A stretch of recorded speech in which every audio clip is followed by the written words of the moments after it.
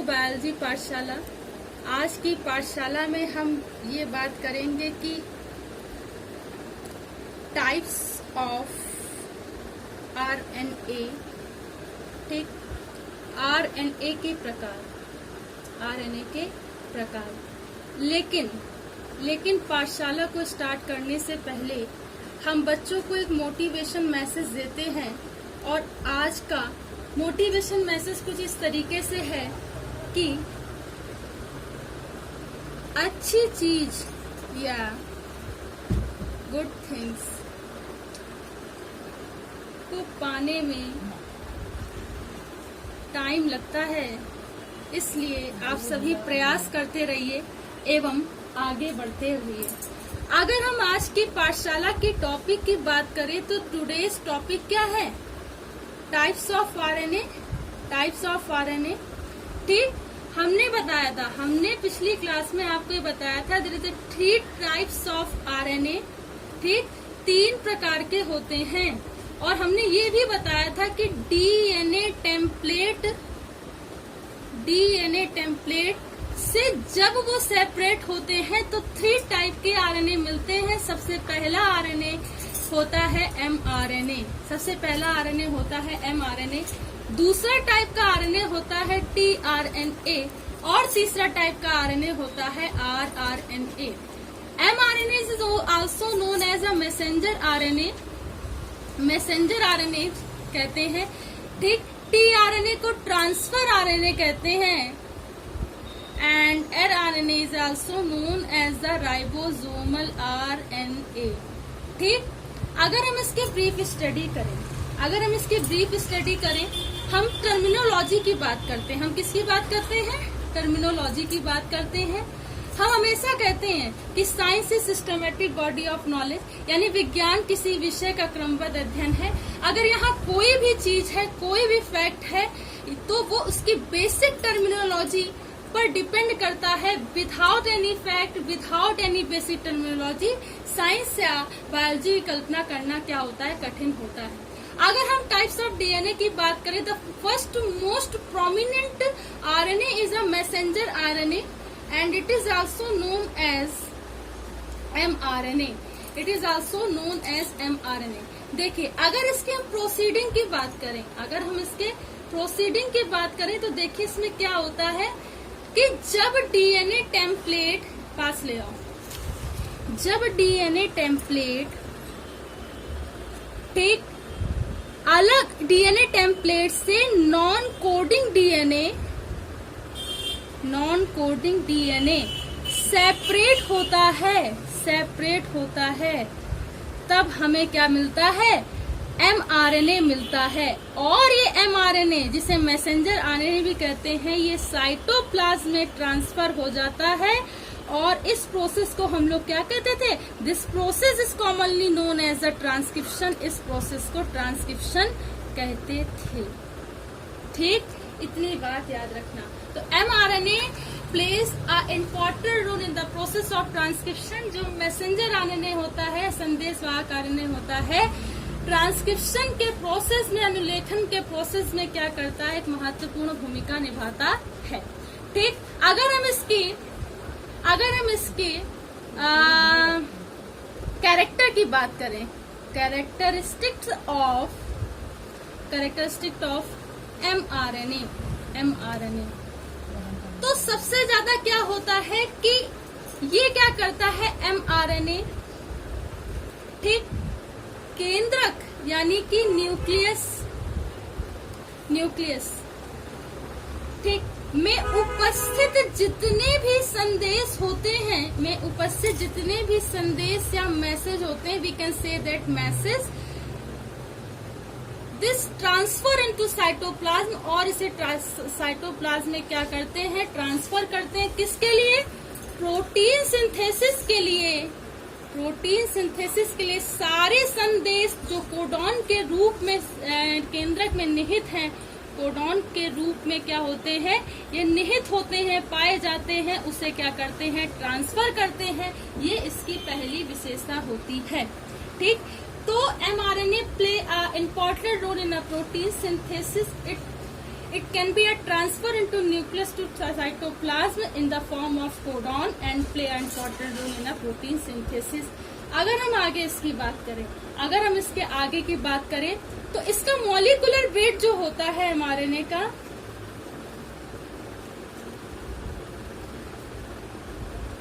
Molecular जो wait होता है वो लगभग 12 लाख होता है। ठीक, 12 लाख होता है। ठीक, अब इसके आगे की बात करें तो इस mRNA को साइटोप्लाज्म के ट्रांसफर करने से पहले इसमें कुछ प्रोसेस होते हैं। ठीक, और ये प्रोसेस कुछ इस तरीके से होता है। देखिए कैसे, देखिए जो mRNA होता है सबसे पहले इनिशिएशन कोडॉन के लिए तैयार होता है। इनिशिएशन कोडॉन के लिए तैयार होता है। इनिशिएशन कोडॉन को हम अगस्त से याद रख सकते हैं, AUG। ये नीट में पूछा जाने वाला क्वेश्चन है, AUG। ठीक, तो इनिशिएशन कोडॉन के लिए AUG के लिए तैयार होता है। किस लिए? पॉलीपेप्टाइड चेन के फॉर्मेशन के लिए। पॉलीपेप्टाइड चेन के फॉर्मेशन के लिए। किस लिए? पॉलीपेप्टाइड चेन के फॉर्मेशन के लिए। और क्यों? प्रोटीन सिंथेसिस के प्रोसेस है, we can say that translation के प्रोसेस के लिए। ठीक, और इसमें क्या होता है, जब इनिशिएशन कोडॉन का फॉर्मेशन होता है mRNA के द्वारा, तो इसमें क्या होता है, कुछ जो पॉलीपेप्टाइड चेन्स होती हैं, पॉलीपेप्टाइड चेन होती हैं, वो जी कैप का फॉर्मेशन करती हैं। जी कैप का क्या करती है? फॉर्मेशन करती है। ठीक, फॉर्मेशन करती है। ठीक, जब इनिशिएशन में mRNA क्या कहते हैं, प्रोटीन सिंथेसिस के प्रोसेस में जी कैप का फॉर्मेशन करता है, उसके बाद इसकी क्या होती है, इसका टर्मिनेशन पॉइंट आता है। ठीक, टर्मिनेशन पॉइंट में क्या होता है कि इसमें जी कैप के साथ साथ कई सारे न्यूक्लियोटाइड, हम बहुत ज्यादा डेप्थ में जाएं तो कई सारे न्यूक्लियोटाइड क्या होते हैं, फॉर्मेशन होता है। कैसे होता है? मैथियोनीन पहला।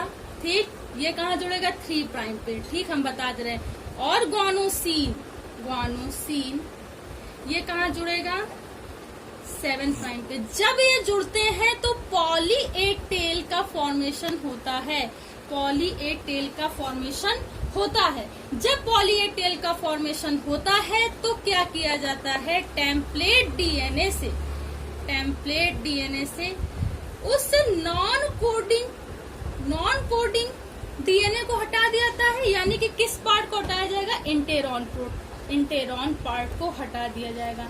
जब इस इंटेरॉन पार्ट को हटा दिया जाता है तो एक्सॉन जो पार्ट होता है उससे क्या होता है, mRNA की एक चेन का फॉर्मेशन होता है। यही mRNA चेन में सभी प्रोटीन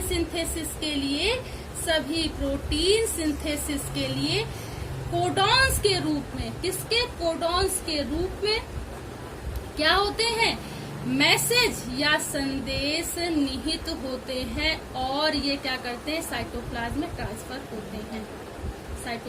ट्रांसफर होते हैं।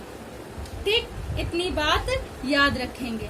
लगभग 2 से 3%, एक अप्रॉक्स बता रहे हैं, 2 से 3% या उससे कम भी क्या होता है, mRNA होता है। RNA का जो पार्ट होता है उसमें लगभग 2 से 3% पार्ट जो होता है वो RNA का होता है।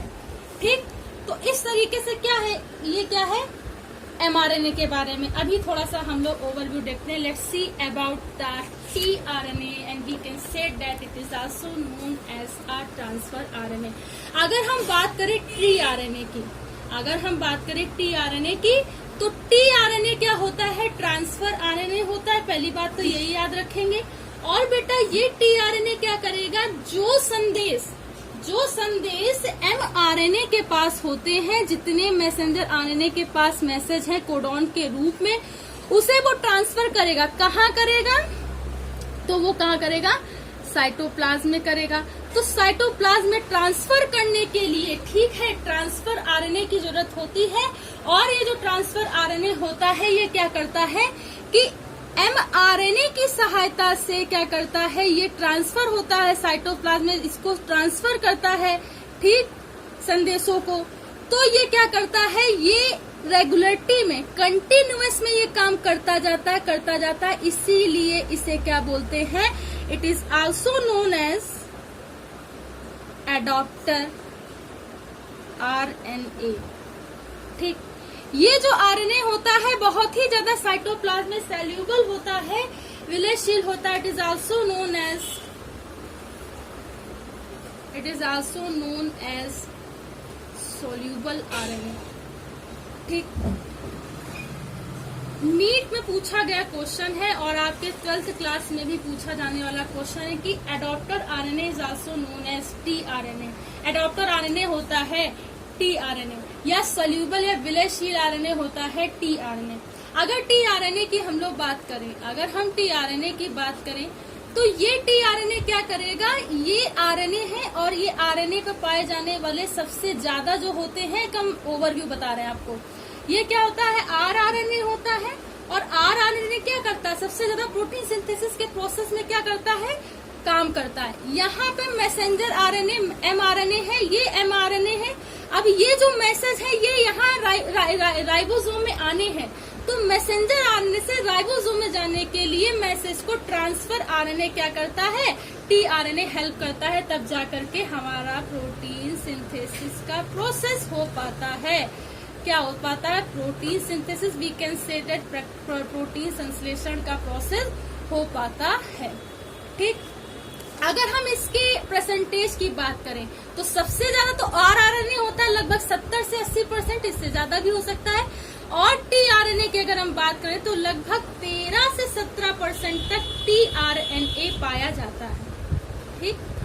तो tRNA क्या करता है, मैसेंजर RNA को साइटोप्लाज्म में, मैसेंजर RNA को RNA में या राइबोसोम में ले जाने का काम जो करता है, ट्रांसफर RNA करता है, तब प्रोटीन सिंथेसिस का प्रोसेस हो पाता है। तो ये इसका काम होता है। यहाँ मैसेंजर RNA के पास जो संदेश होते हैं कोडॉन्स के रूप में निहित होते हैं। तो कुछ इस तरीके से इसका व्यू होता है, ठीक। ये भी देख लीजिए, कुछ इस तरीके से इसका व्यू होता है। आई होप अगर आज की पाठशाला आपको समझ में आई हो, अच्छी लगी हो, तो इसे ज्यादा से ज्यादा लोगों तक शेयर कीजिए, सब्सक्राइब कीजिए। धन्यवाद।